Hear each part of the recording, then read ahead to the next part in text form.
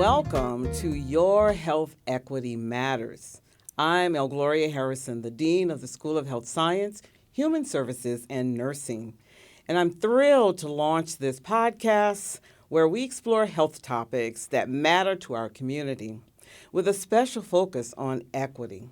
Today, we're diving into the topic of health equity and why this matters to our Black and Brown communities that we serve. Many of us have heard the term health disparities and health equity, but often we don't know what that means and how it really impacts us. Dr. Paula Braveman has done a lot of work in that area and, in fact, published an article in June 2025 that affirms that health disparities, health inequities is not a household term. Most of us don't talk about those issues around the kitchen table. Yet most families who are Black, African Americans, or Hispanic are subject to unequal distribution of health care. Some examples include the difference in maternal child health care between Black women and white women, the difference in diagnostic treatments for prostate cancer between Black and Hispanic men and white men. To help us dive into this topic, I am joined today by Ms. Shirley Torho, a public health practitioner and the CEO of Black Health. Welcome, Ms. Torho, to this first episode of Your Health Equity Matters. Ms. Shirley Torho is a public health strategist with extensive experience advancing equity through programs, research, evaluation, and advocacy. Her work exemplifies leadership at the complex intersection of public health, education, community engagement, and equity. She navigates these overlapping systems with a deep understanding of how structural inequalities affect health outcomes, especially for marginalized populations.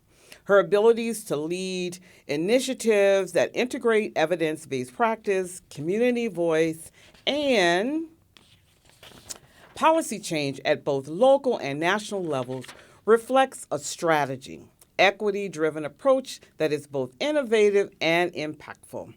In 2024, she became the president and CEO of the National Black Leadership Commission on Health, that is Black Health, after years of service as a consultant and board member to the organization. I am so pleased that you are our trusted voice in this community to help us to understand the importance of health disparities and health equity in various conditions that many of us and our residents face every day. Thank you for being a part of this episode. I'm excited to hear your insights, and let us talk about what health equity is. Why don't we start there? What is health equity? Well, first of all, I'd like to say thank you for having me on this inaugural episode. I'm really, truly honored, especially given our several years of, collaborative partnerships with Lehman College and with you. So thank you. And so diving right in to answer your question about health equity is ensuring that every single person is able to have a fair and just experience, access to health care, right, leading to positive health outcomes for that person. And another way to think about it is really meeting people where they're at, right? We're all at different levels of education. Maybe our background experiences are different. Our zip codes are obviously different. We live in different neighborhoods. And the ways in which we take in information and experience the world are also different. And so when it comes to healthcare, it's really important to meet people where they're at, ensuring that there is equitable access and treatment of individuals ensures that you're meeting people where they are and providing them with care that speaks to their relevant needs based on their lived experience. So that's really at the fundamental way of looking at health equity or understanding what health equity is. And it's about everyone, right? It's about ensuring that you're meeting everyone where they are, not leaving one group or some groups behind while others move forward. All right. Well, I'm so glad that you said that because, we oftentimes hear this term health disparities, right? And what is health disparities? And I know that for the most part, health disparities is a measure, right? It's how well we measure, how well we're doing in the healthcare systems and things like that.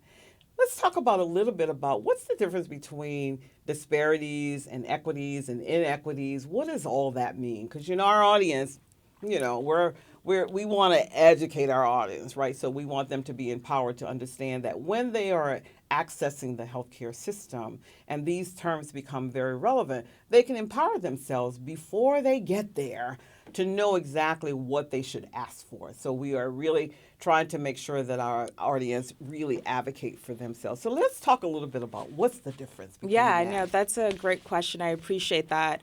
So I would say let's start, you mentioned, in your introduction that we're often talking about the inequitable distribution of resources in our communities, across communities. And so let's start there, right? When resources are distributed in a way that is unfair or is unjust, so let's say we have two communities.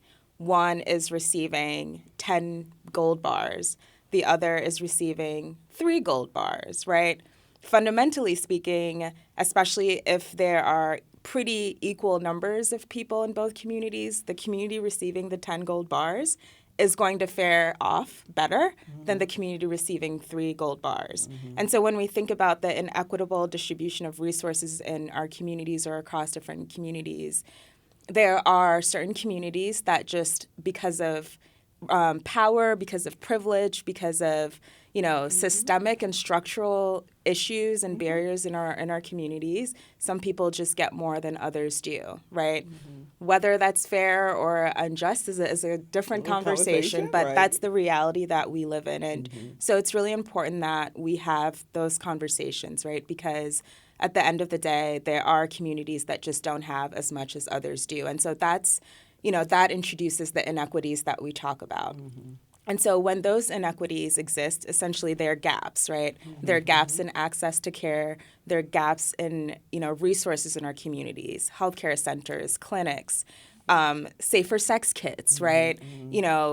How far is your closest provider to you, right? If we think about living in a metropolitan city like like New York City and a rural community upstate somewhere, maybe your closest clinic is 30 miles away. You don't drive a car. You can't afford to, get on public transportation. What does that mean for you? Ultimately, your experience with the healthcare system is going to be very different. And so those sorts of inequities are what introduce the health disparities. The health disparities really are speaking to the health outcomes that result from having these gaps in the ways in which resources are distributed, across communities. So I'm going to talk about your personal experience with Black Health, because I know Black Health has a lot of opportunities to really educate the community on different types of chronic conditions like breast cancer or prostate cancer, those kinds of things that are pretty prevalent in our community. So let's talk about, when I read about, Dr. Braveman and her work that she's been doing, and I think back about maternal health, maternal child health, and I know that here at Lehman College, there's been conversation about how we can actually educate our nurses or our nursing students to really be more focused on the equity or inequities that many mothers experience when they're delivering children, right? And so there's lots of talk about maternal child health. Let's talk about how that is seen as an inequitable distribution of health care among mothers that are of color. Yes. And so let's talk about that. Yeah, and it's a little bit frustrating to talk about because at this point we've been talking about this for years now, right? Decades even, and we continue to see these gaps. And so when we talk about inequitable distribution of resources in communities, there is obviously a structural piece at play too. And so when I talk about structural, I'm talking about, policies. I'm talking about the ways in which our communities are physically built, right? Urbanism and the built environment. I'm talking about, even down to experiences of discrimination in the healthcare system. All of that contributes to this idea of inequity. And so for women of color, especially Black women, we continue to see that issues like bias are playing a huge role where individuals are not being heard. Women are showing up in hospitals in labor and are being turned away, right? This is something that happened with a few days ago. It's been all over the news and all over social media. Women are complaining about pain. They're complaining about, different things happening, physiological and, mentally, and are literally just not being heard, right? And so at some point, when we think about what inequity looks like, yes, there's a piece about what are the resources, right? Do people have access to, quality health care? Do people have health insurance? Do people feel comfortable even talking to their providers? But then there's also this piece of, well, once all of those things are in place and I do have good care, I do have good health insurance, I'm articulate and I can have these really engaging conversations with my provider. What then, right? And we're still seeing that even when all of those things are in place, Black women are still having negative experiences with providers. They're still dying at higher rates during childbirth. Their children aren't faring off as well as, white kids do. And Black women are dying anywhere from 3 to 8 times more than white women are during childbirth. That's something to look at. And again, bias is part of it. Discrimination is part of it. And, while I think that we as communities have to really advocate and empower Black women to be able to, express their needs and also educate them and be able to provide them with resources to help navigate systems so they can, have access to better care, there's a piece around, what are we doing with our providers, right? What kinds of provider trainings are being offered around issues like implicit bias, right? Implicit bias. Because that we're seeing that does actually play a huge role across all health disparities, but especially when it comes to maternal and child health. And we've even heard from prominent figures like Serena Williams, right? Who yes, absolutely. was complaining about, Beyonce, right? We hear, so this isn't anything new. I mean, at this point, it's dinner time conversation for women, right? That the impact that this topic is having. And these things impact your quality of life, right? It's not just a momentary thing. This is something that follows you. It's a stressor. It's a form of trauma that has long-lasting impacts. And so when we think about the ways in which our communities are able to thrive and, succeed and, gather the resources they need to live a quality life and have positive experiences, not just with health outcomes, all of these things play a role. Right. So we've been talking about, maternal child health, but, we can actually extend that to breast cancer. We can extend that to prostate cancer. We recognize that, most Black women don't get screened or their mammograms checked as often as they should because, either they don't have the insurance to be able to do that. So those still constitute that health inequity. And some of it is because perhaps, just like you just mentioned, not enough resources to be able to allow them to actually understand that. I personally think if we were able to empower more women to understand why this is necessary, because we as Black women should not die from things like that could have been prevented, that could have been prevented. I even think about, prostate cancer. And actually, I've been doing some research recently on prostate cancer, particularly in Black and Hispanic men or men of African heritage or Hispanic ancestry. And I began to realize how important it is to destigmatize this whole notion of you should be screened. A lot of it has a lot to do with the type of testing that happens with Black men or Hispanic men, and this whole notion of being, what do I want to call, macho. Feeling violated. And feeling violated that they have, that these are the tests that they have to have. But how so important it is for them to actually be screened. So let's talk about what could we tell our audience that they should be doing so that we can really empower our communities to be able to take more of an advocacy role on themselves so that we can somehow dig ourselves out of this kind of muck and miry that we don't know. We do know, and we want to make sure that that everybody that needs to have a screening, needs to have some type of education, get that education. So what do we think? What do you think would be a good thing? Yeah, so to your point, we do know, right? And many of these diseases that our communities are experiencing, at a burden, are preventable. And so I always say that stigma is increasingly playing a role in all of these health disparities. When Black Health was originally founded as the National Black Leadership Commission on AIDS in 1987, the topic we were dealing with was HIV, right? And HIV still carries a lot of stigma with it. Yesterday was World AIDS Day, right? But one of the ways we combat stigma is by talking about it.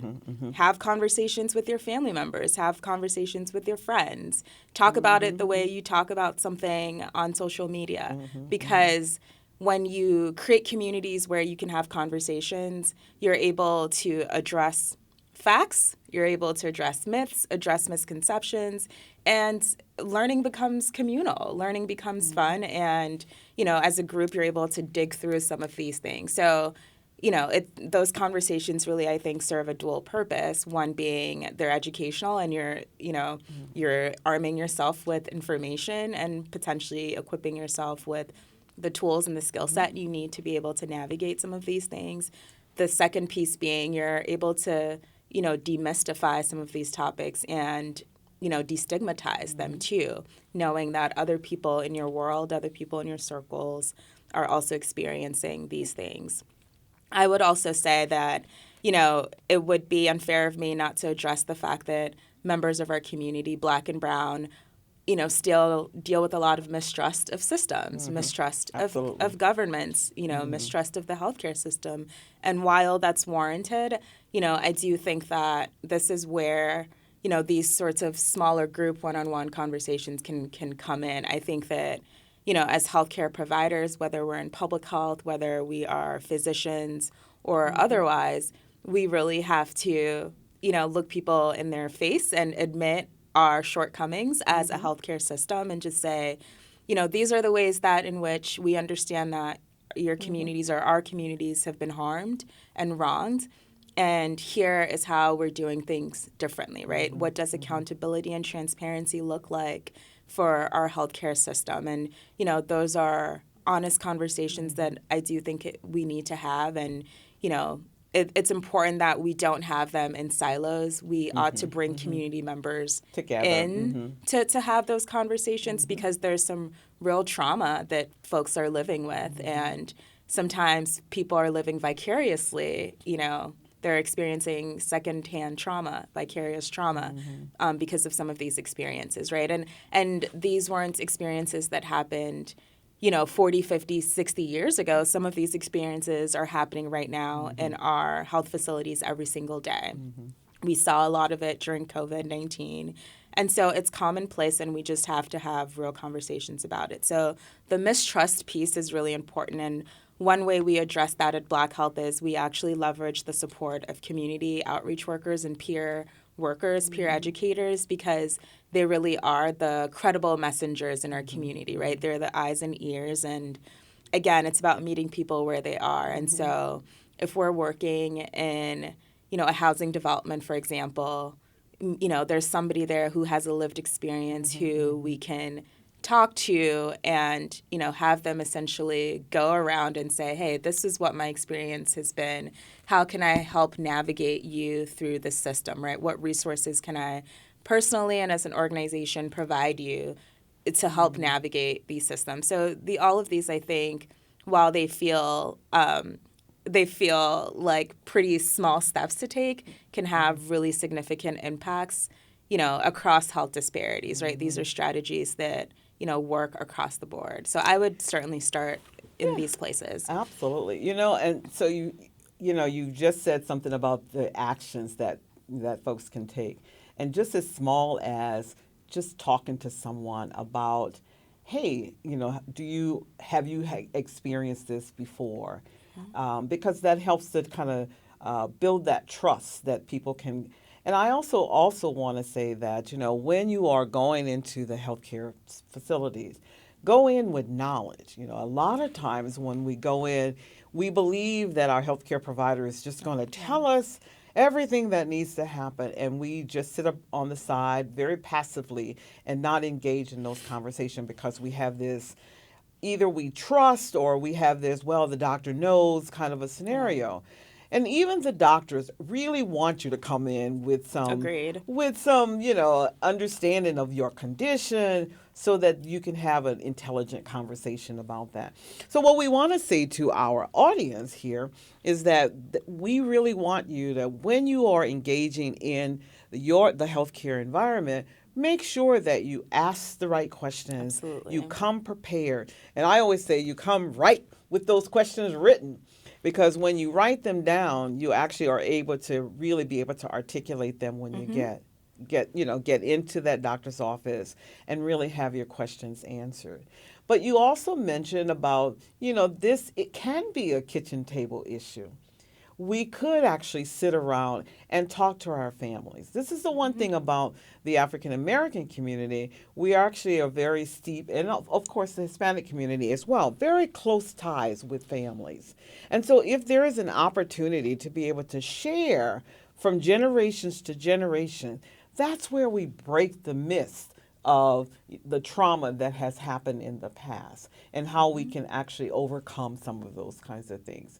So let's talk about the last thing we want to do is to really remind our audience right now what kind of steps we can take really to be able to kind of empower ourselves to do this work. Well, I appreciate what you're saying about the collective action piece, right? It really does take a village, and it sounds so cliche to say, but communities save lives, right? And, one of the things that always resonates with me when it comes to the work that I've been doing for over 20 years at this point is that communities really have been at the forefront of mobilization, right? Grassroots movements, community-based organizations, community-centered, movements are really what help to create the level of advocacy that we need to affect policy change in our communities. And so definitely talk to people. But I would also say, don't be afraid to ask questions, right? You brought that up, not just with your providers. I think that sometimes people are hesitant because they think, oh, that's a silly question, I should know. But, don't make assumptions about what you should know, what other people know. There's nothing like a teachable moment, when it can actually change the course of your life. And so ask questions, ask uncomfortable questions, right? Because better safe than sorry, right? Better to get the answer that you're looking for than to assume that it's a silly question and not ask it at all. I would also say that I know more and more our attention spans are pretty much non-existent. Absolutely. But I'm a true believer in the consumption of information. Google exists for a reason. Exactly. AI exists, right? Like we all have different levels of comfort and even just like appreciation for some of these tools, but information exists for a reason, right? Like Google something, and again, I know that there are lots of people, myself included, who will jump on Google when I have symptoms and try to diagnose myself. I'm not saying that go do that. I don't think it's wise to do that, but I do think that it's important to at least consume information about the things that you want to learn more about, right? The resources are out there, and it's important that we use those resources to the best of our abilities, but also as tools to empower us. And just what you said, we want to become one of those trusted voices out there so that when you come back to our podcast, we will actually be able to provide you information that you can actually trust. The whole goal for this, for our providing this kind of information is so that you have another tool, another opportunity to be able to get information that is reliable, that's credible, and that you can then take to your provider and say, I did understand this, but I don't understand that. And so that is the whole message here.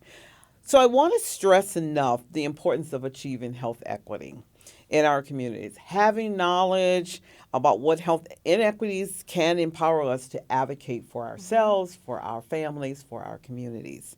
Learning to advocate for yourself assures you can help your families live healthy lives from here on out. I want to thank you, Shirley, for coming on this podcast and for sharing your insights. Thank you for joining me for launching this insight. I'm hoping to be able to ask you to come back at some point in the future. Your health equity matters. Until next time, we'll explore RSV, influenza, asthma, and vaccination because that's a big topic That's as a huge well. topic. We actually just did a series on Right. that. These are tools in your prevention toolkit so that Absolutely. people can actually protect themselves. Remember, if you have a question or we didn't hit on something that you were wondering about, go ahead and drop it in the comments. We love hearing from you. Don't forget, small steps can make a big difference. Till then, stay healthy, stay informed, and we'll see you next time.